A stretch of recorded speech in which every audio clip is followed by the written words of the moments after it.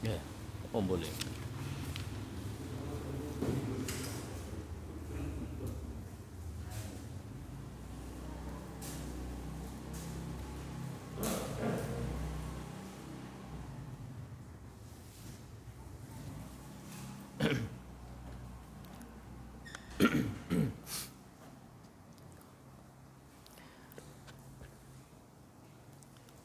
Bismillahirrahmanirrahim. Assalamualaikum warahmatullahi wabarakatuh.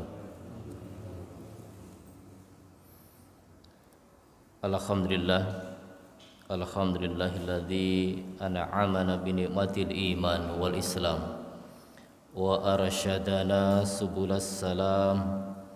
Asyhadu an la ilaha illallah wahdahu la syarikalah wa asyhadu anna Muhammadan abduhu wa rasuluh.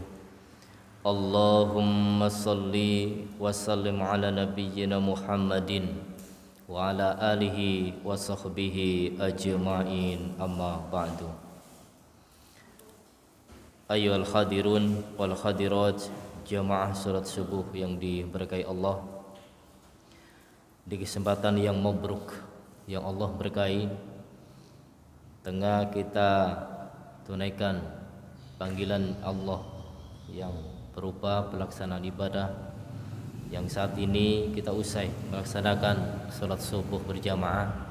Dilanjut kita juga menunaikan kewajiban yang di luar kewajiban yang fardu yang Allah tentukan waktunya, namun ini pun juga fardu yang sifatnya bebas dari waktu yang ada, sehingga memanfaatkan waktu dengan sebaik-baiknya dengan tujuan thalabul ilm. Inilah merupakan sebuah nilai yang barakah. Mudah-mudahan atas kehadiran kita dengan niat yang tulus di tempat yang tulus, yang juga pun pulang dalam keadaan ikhlas, insyaallah menjadikan nilai yang termulia di hadapan Allah Subhanahu wa taala. Amin. Salawat dan salam semoga tetap terlimpah kepada junjungannya, Rasulnya Muhammad sallallahu alaihi wasallam. Baik Bapak Ibu jamaah yang dimuliakan Allah, pada hadis ke 183 ya, setelah kita bahas 181, 182 berkenaan dengan sifat mandi jinabat, yang hal ini juga kita akan melanjutkan, di mana pada pertemuan yang awal ketika membahas sifat mandi janabat di hadis 181 dan 182 kita disuguhkan tentang mandi janabat yang sempurna, yang sempurna, yang lengkap ya, mandinya itu wajib, tata caranya sunnah. Nah, dengan kesunahan sudah dipaparkan, ada wudhu, kemudian seluruh tubuh, pada intinya seluruh tubuh disiram semuanya, sehingga tata cara yang tersebut dalam hadis Aisyah dan juga hadis Maimunah itu dijelaskan secara utuh.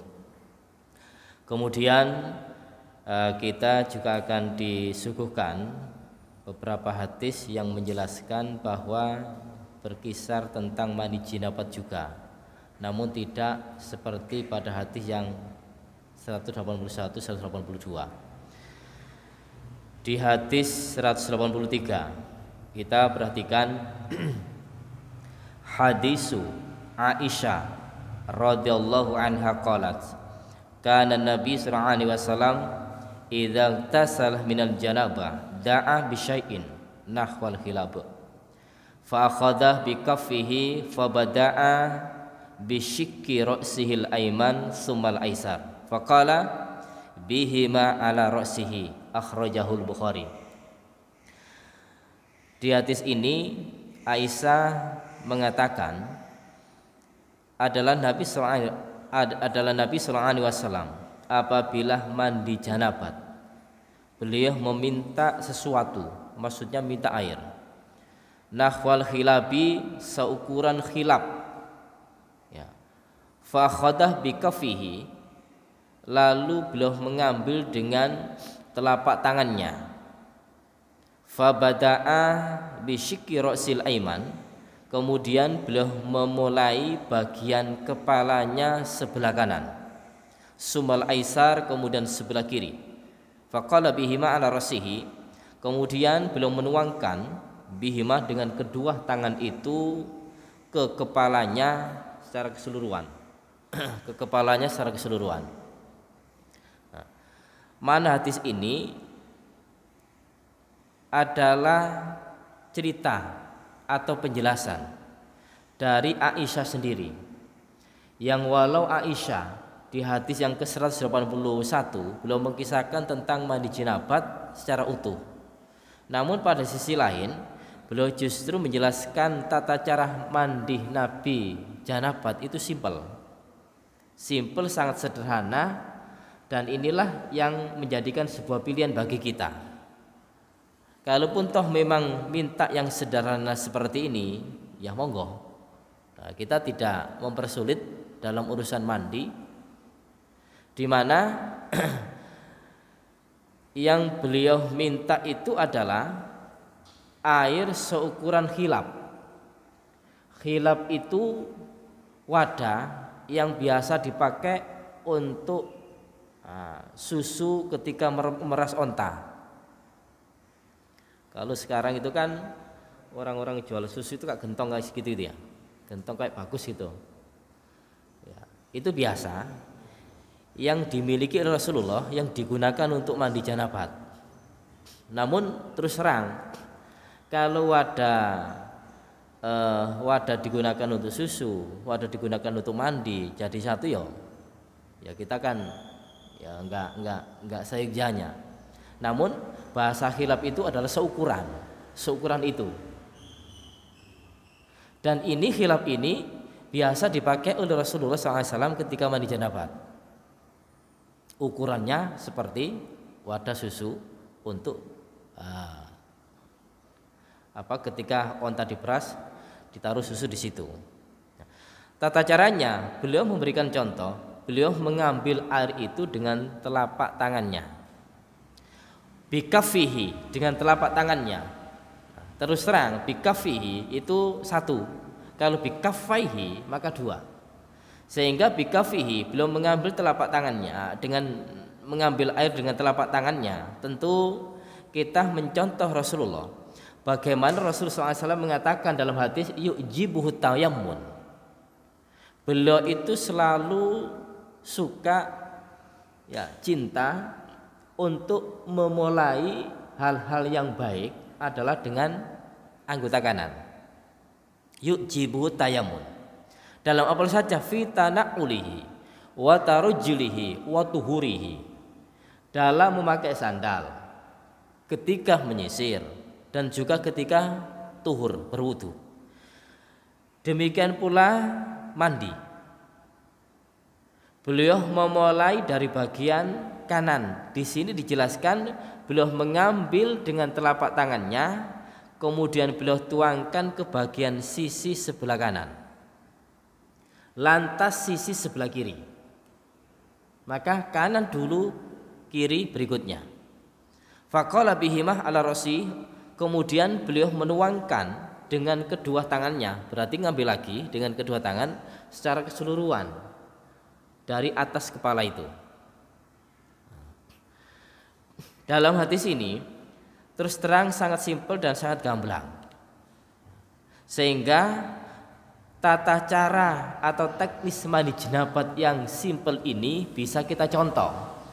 Sehingga kalaupun toh mencontoh yang pertama dulu kita disuguhkan dengan cara yang lengkap plus sunnah, maka ini bagaimana adalah dengan tata cara kewajiban yang itu sudah mengukurkan tentang wajibnya mandi janabat untuk berangkat akan melaksanakan sholat.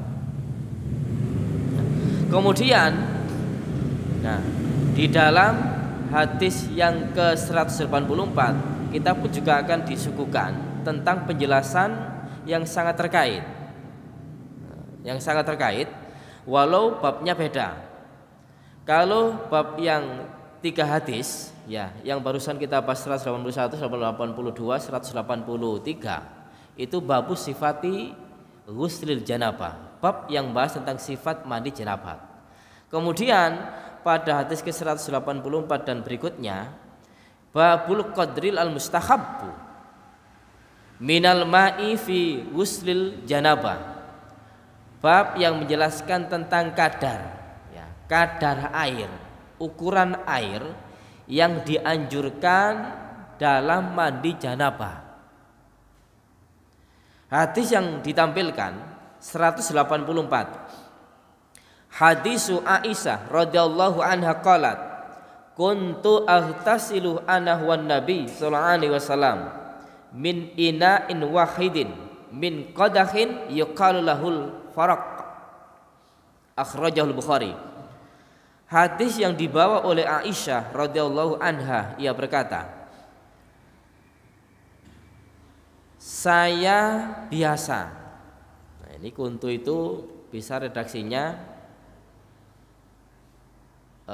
bermakna saya adalah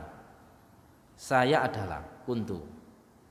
Kemudian karena hal ini adalah seseorang itu melaksanakan, maka redaksi-redaksi seperti ini kita susun agar bisa lebih dipahami, bisa dimaknai kuntu agtasilu, saya biasa, aku biasa. Biasa apa? Agtasilu ana wa nabi, mandi bersama Nabi. Aisyah bilang gitu, aku biasa mandi bersama Nabi min ina'in wahidin, dari satu wadah,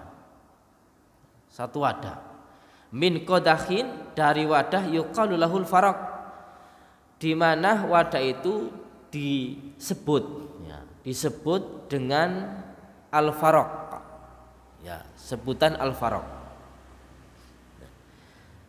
Bapak Ibu, hadis ini menjelaskan bahwa Rasul SAW mandi janabat ya, mandi janabat ini beliau lakukan secara berduaan. Nah, ini lagi-lagi mohon maaf sebelumnya, ketika membahas fikih ini justru dituturkan sesuatu yang urgent, yang semestinya ya, kalau kita itu bahasanya sudahlah nggak usah diungkap, tapi fikih dan ada yang harus dicontoh, sehingga nggak mungkin ketika kita itu melakukan sesuatu tanpa ada contoh syariat yang itu memang dibenarkan oleh agama. Sehingga ketika agama menjelaskan, maka syariat yang ada dalam agama itu ada contoh. Lah contoh yang Rasul berikan ini bukan sebuah aib, bukan sebuah hal yang membongkar tentang rahasia keluarga, tetapi ini justru dilakukan oleh keluarga, dan bagi kita pun juga teknisnya ya monggo kalau toh memang kita itu mengikuti Rasulullah seperti ini, ya artinya sah-sah saja, boleh-boleh saja.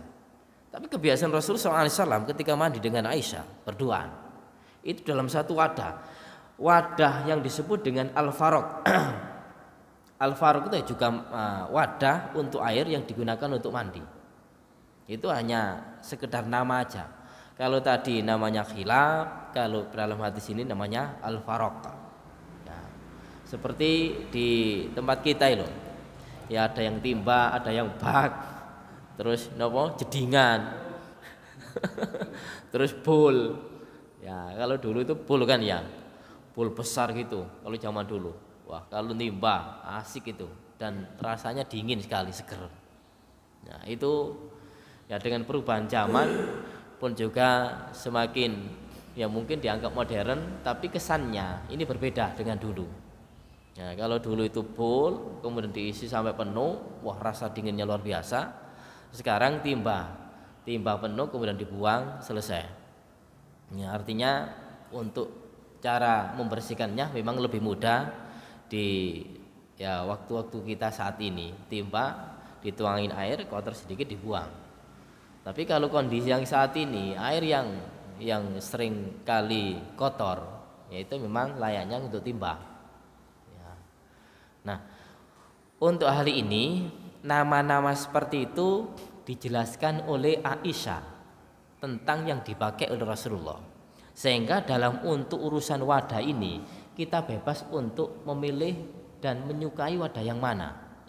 Hanya urusan teknis, ya, urusan teknis yang kita itu bebas untuk memilih wadah yang kita sukai mana.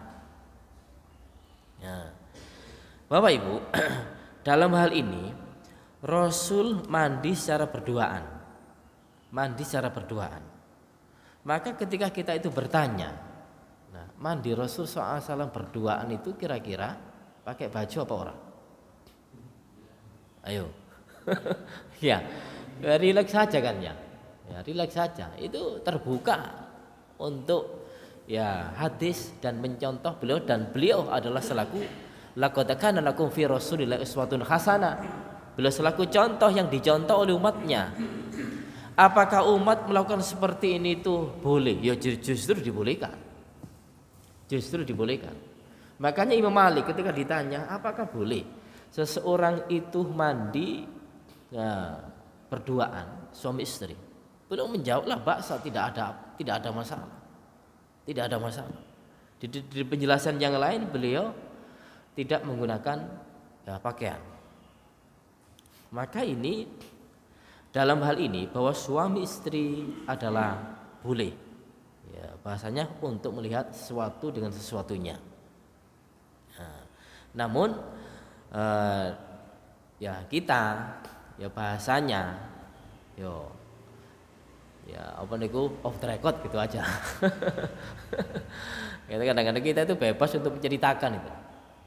Kita bebas untuk menceritakan, tapi Rasulullah selaku contoh ya ini terbuka karena digunakan oleh umatnya.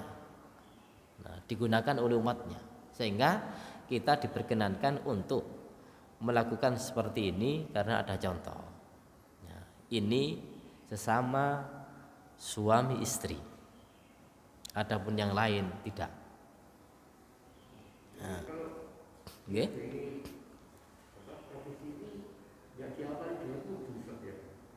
Enggak. Boleh. Nah, jadi teknis yang kedua, bahasanya teknis yang kedua. Sehingga Bapak Ibu, penjelasan hal ini Syekh Abdurrahman As-Suhaimi, ya, Syekh Abdurrahman As-Suhaimi dalam menjelaskan hadis ini, beliau menjelaskan bahwa wudhu itu ada dua macam. Mandi janabat itu ada dua macam. Yang pertama sempurna, dilengkapi dengan wudhu. Yang kedua simple. Ya, sudah pentingnya ada air yang membilas secara keseluruhan dari kepala sampai bawah.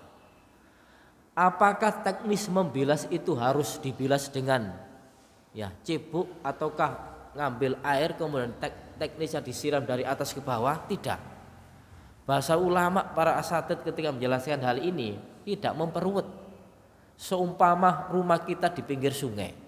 Nah, rumah kita ada kolam renangnya. Nah, kolam renangnya yang selalu terus mengalir digunakan untuk mandi-mandi itu. Ya, atau simpelnya kan bahasanya kalau dulu bahas masalah air yang mengalir bisa dijeburi, ya memang airnya itu jalan terus.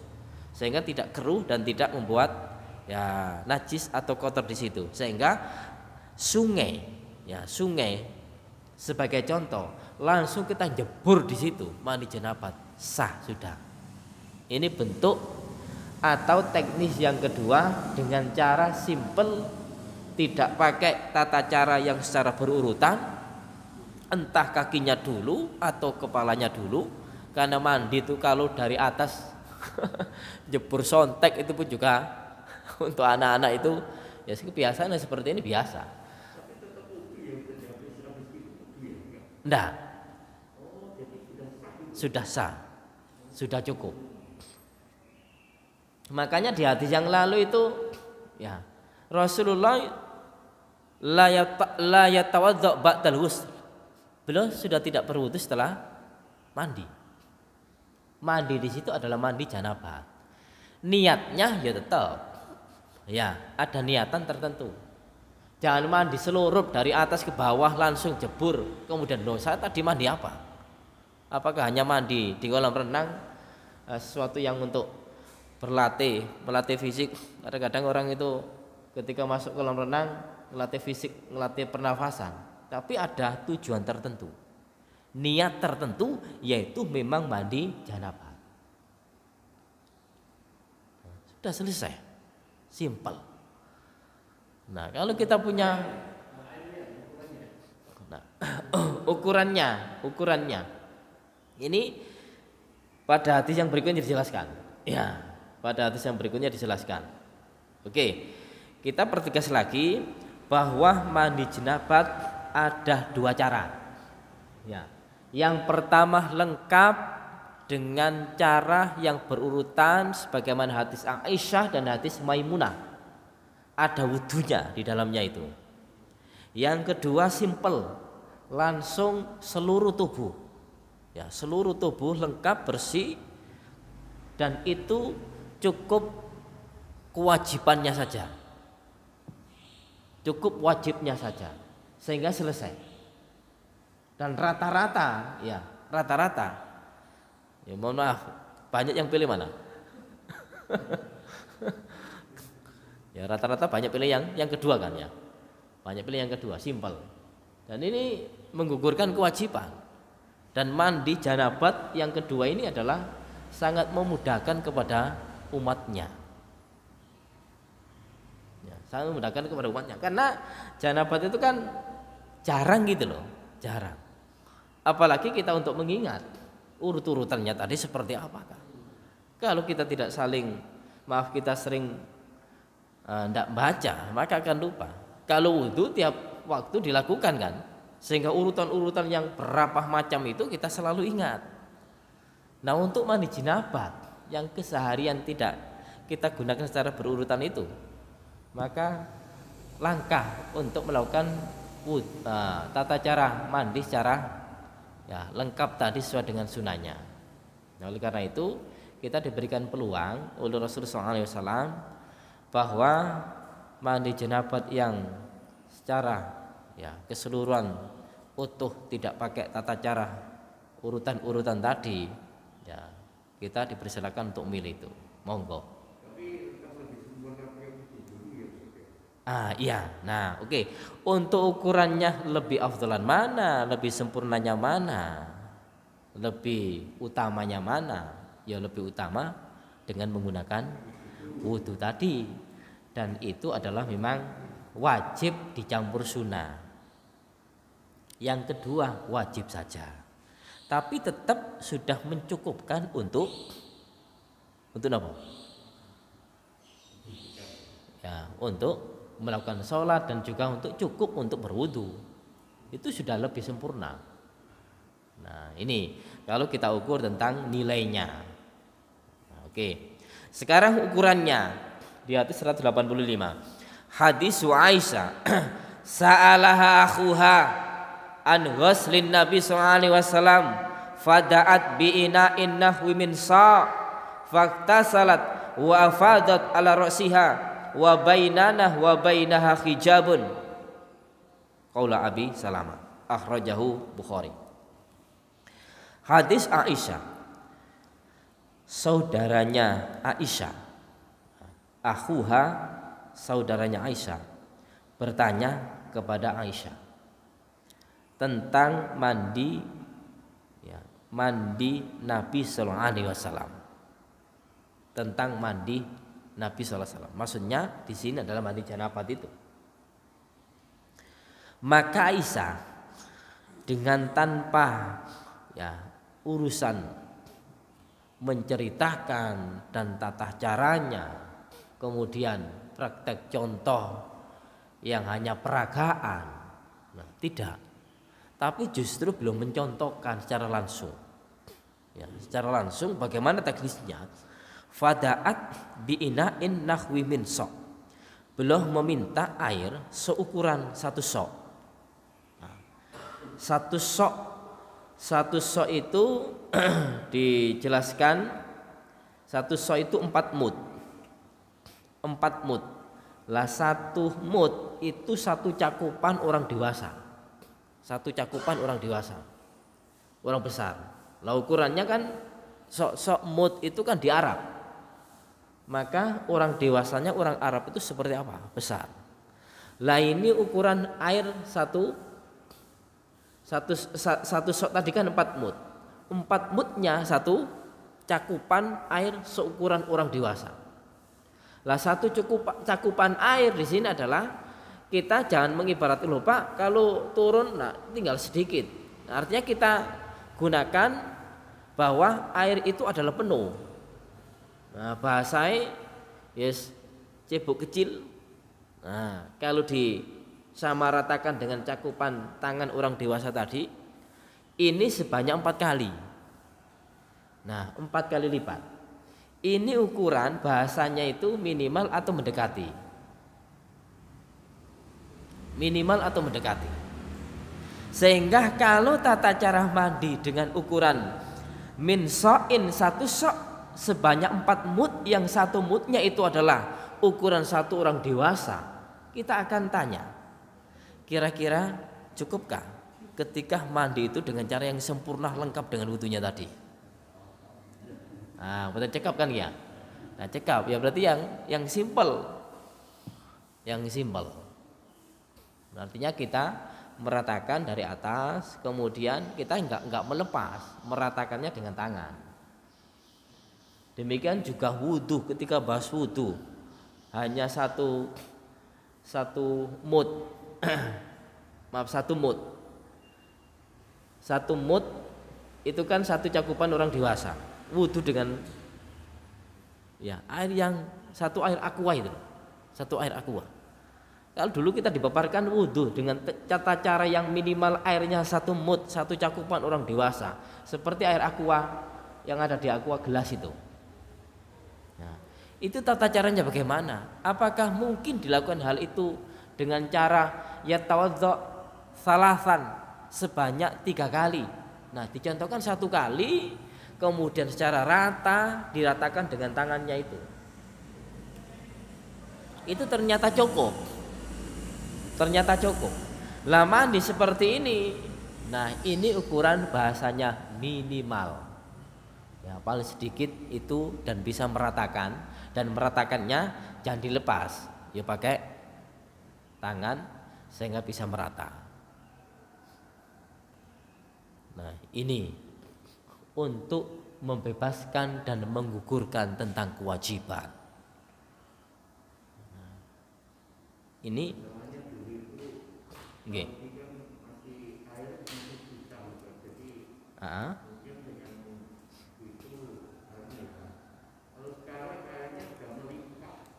Iya. Dulu kan susah air.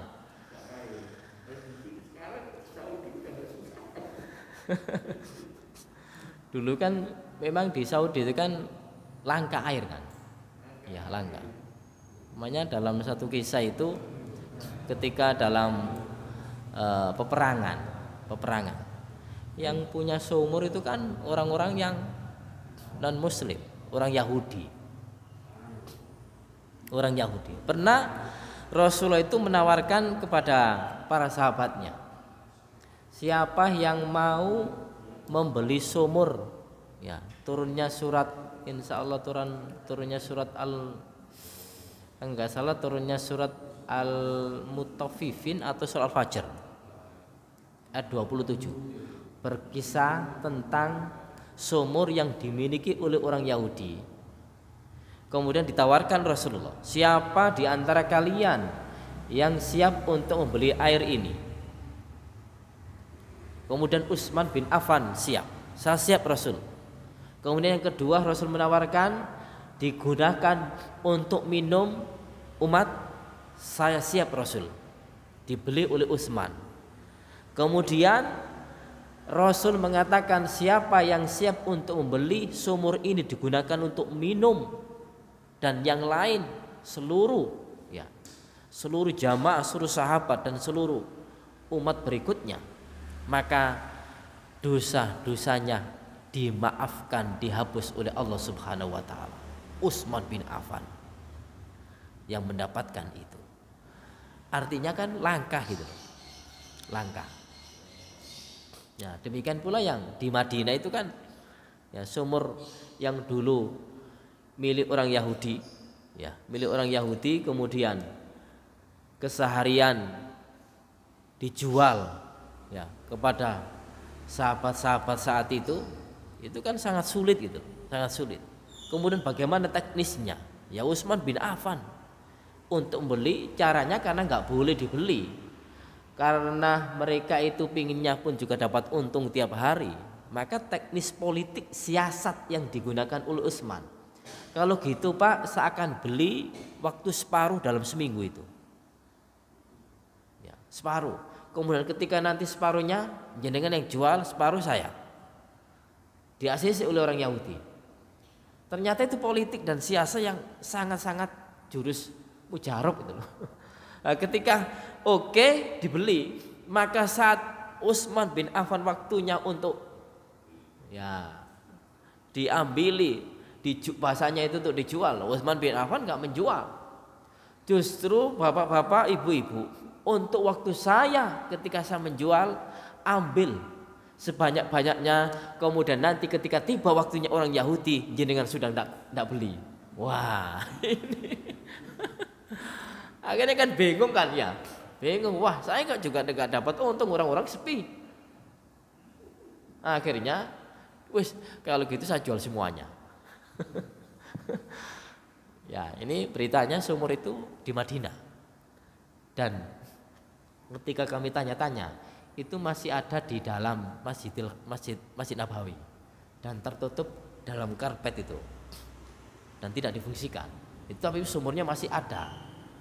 Ya, napak tilas. Sumur itu tertutupi dengan marmer dan ditutupi oleh karpetnya itu.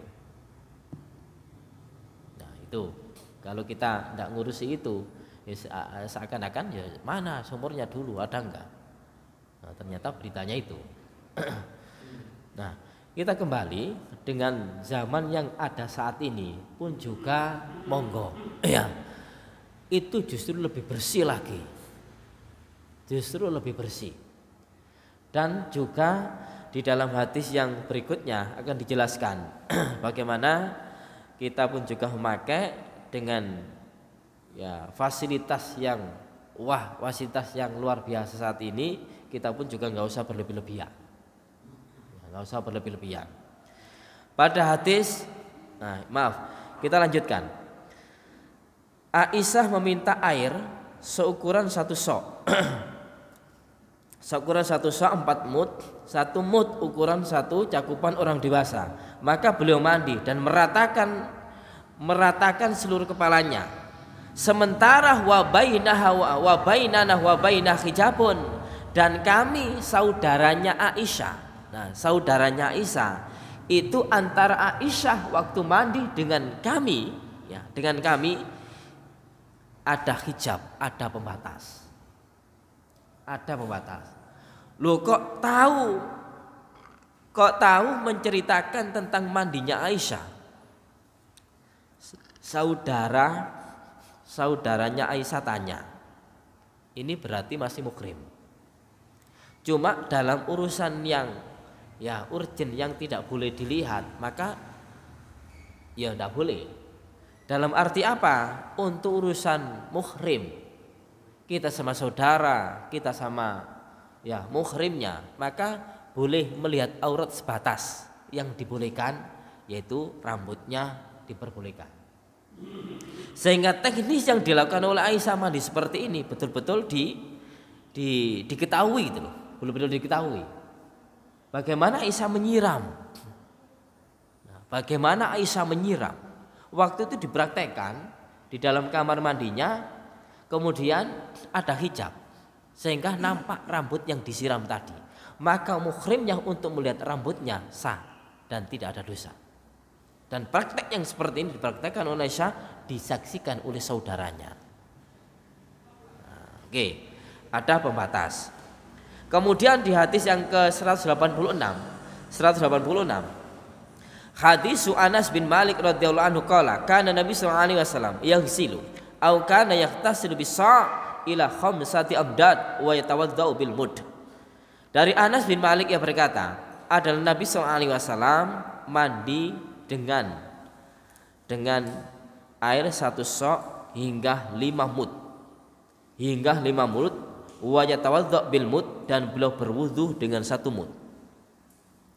Mandi dengan 1 sok, ya 1 sok 4 mud, 1 sok 4 mud, 1 mud, maaf, 1 sok 4 mud, 1 mud 1 cakupan orang dewasa airnya. Nah kemudian mandi dengan 1 sok sampai 5 sok, sampai 5 mud, 5 mud, ila khamsati amdad, sampai 5 mud. Ini lagi-lagi ukuran seperti ini adalah ukuran yang bisa meratakan dan minimal, ya minimal. Kemudian wudu dengan 1 mud. 1 mud berarti 1 cakupan tadi. Wudu berarti wudu itu boleh dengan ukuran seminimal mungkin segini. Maka tata caranya ya 1 kali 1 kali. Karena wudu itu yang wajib 1 kali. 1 kali usapan, 1 kali basuhan. Kita ratakan. Mandi pun juga demikian. Ukuran seminimal seperti itu. Maknanya Bapak Ibu, ketika menjelaskan hadis ini bahwa di dalam hadis ke-186 ini ada hadis yang diriwayatkan oleh Imam Ibnu Majah. Hadis ini diperselisihkan oleh para ulama tentang keabsahannya. Namun menjadikan sebuah nilai yang bisa diambil hikmahnya. Ketika hadis itu dhaif dalam urusan yang bukan ibadah, kalaupun toh kita memakainya, maka sebagian ulama mengatakan hadis bisa dipakai untuk fadilul amal. Namun hal ini kita mengkacanya, bagaimana mengkaca tentang hikmah hadis ini, walaupun sebagian mendhaifkan dan sebagian mensahihkan. Hadis yang diriwayatkan oleh Imam Ibnu Majah, anna Nabi sallallahu alaihi wasallam marra bi Sa'din. Nabi itu pernah melewati Sa'ad, wa huwa yatawadda, dan dia sedang berwudu. Faqala, maka Nabi mengatakan, ya Sa'id. Faqala, ma hadasar. Wahai Sa'id, bukankah ini adalah berlebihan? Ma hadasar. Tidakkah ini berlebihan? Saat wudu dengan air yang berlebihan. Ya Sa'ad, qala, jawab Sa'ad, fil wudu asar. Apakah di dalam wudu itu juga ada sesuatu yang bisa dikatakan berlebihan? Qala, Nabi mengatakan, na'am, iya. Wa in kunta ala nahrin jarin, sekalipun engkau ya melakukan wudu di dalam sungai yang mengalir. Maknanya kita ambil hikmahnya bahwa wudu ataupun mandi secara berlebihan itu pun juga tabdir. Kita wudu pakai shower ya, atau pakai cebok tadi dalam timba, kemudian kita nyalakan terus. Habis wudu kita nyalakan terus terang, ini ada berlebihan, membuang air. Ya, buang-buang air. Bagaimana kita mencukupkan menggunakan air itu? Itu pun memang nikmat Allah. Nikmat Allah yang diberikan kepada kita. Kita bagaimana memfungsikan air itu dengan secukupnya, seminimal mungkin. Kita wudu pakai keran saat ini. Ya, kita pakai keran saat ini. Kalau keran itu ukurannya itu lebih besar, itu kan keluarnya kan keras.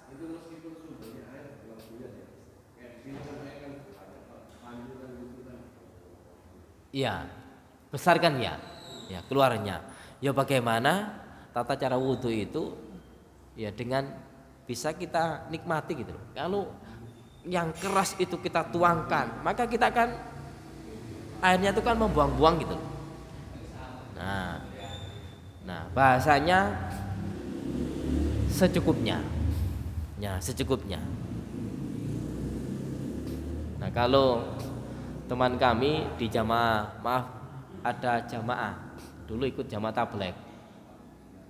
Itu sangat legrik. Wudu aja kalau di keran ya. Di keran ketika ngambil air, kumur.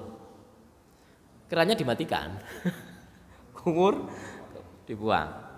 Kemudian dinyalakan lagi. Ketika kumur itu kan melepas keran kan ya. Itu beliau mengatakan, "Pak, ini mubadir. Sehingga cara seperti ini saya lakukan sama tiga." Tapi saya kira tuh untuk itu kan juga repot juga kan ya. Setiap membasuh tangan satu dimatikan. Ya bahasa kami kita bisa membaca gitu loh. Kita akan dimakan waktu untuk itu. Ya. Nah, itu jangan kita kan juga tidak berlebihan kan.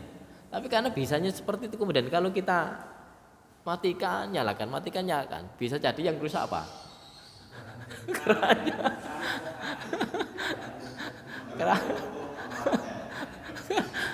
Kerannya pokok. Nah ini kita bisa membaca itu loh. Ya tak kira untuk itu ya juga tidak dikatakan berlebihan. Ya cukupnya itu lah. Yang kita nyalakan juga enggak sekuat dari keran itu. Nah ini saking bahas masalah tabdir itu sampai salah Greek itu. Kami tidak, ya, artinya ya sudahlah ada yang paham yang seperti itu. Nah kita ya biasa aja, insya Allah ya, yang biasa kita lakukan itu juga tidak tabdir, cukuplah.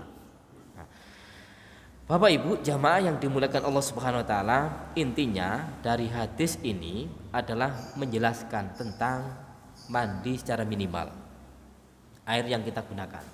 Yang penting bisa digunakan untuk meratakan seluruh tubuh. Yang kedua, dengan air yang tersedia di zaman yang sekarang kita, Masya Allah, luar biasa air, maka bisa dipilih. Dalam hadis penjelasan pagi ini adalah mandi yang cukup wajib saja, disiram seluruh tubuh. Dengan niat mandi janabat, disiram seluruh tubuh, maka itu sudah menggugurkan tentang wajibnya mandi janabat dan boleh untuk melaksanakan sholat. Kiranya itu bisa ditangkap ya. Baik, mudah-mudahan apa yang kami sampaikan bermanfaat untuk kita semuanya. Akhir kalam kita tutup dengan doa kafaratul majelis. Subhanakallahumma wa bihamdika asyhadu an la ilaha illa anta astaghfiruka wa atubu ilaik. Wassalamualaikum warahmatullahi wabarakatuh.